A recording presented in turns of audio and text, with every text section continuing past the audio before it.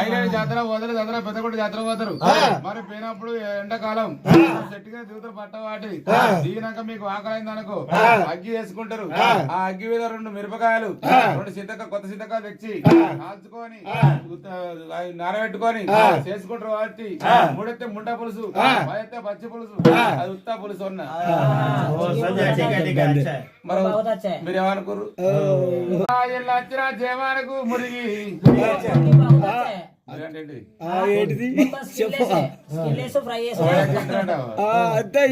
బురువాడతాం కింద కాలు తప్పలేదు. ఇలా వచ్చిన జయమానకు సువరి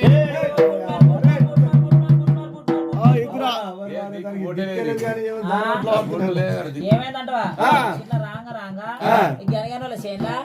ఆలోచనకి ఇక్కడ ఉండే గిట్లా వచ్చిన నేను గిట్లా వచ్చిన మలపురం నుంచి రాంగా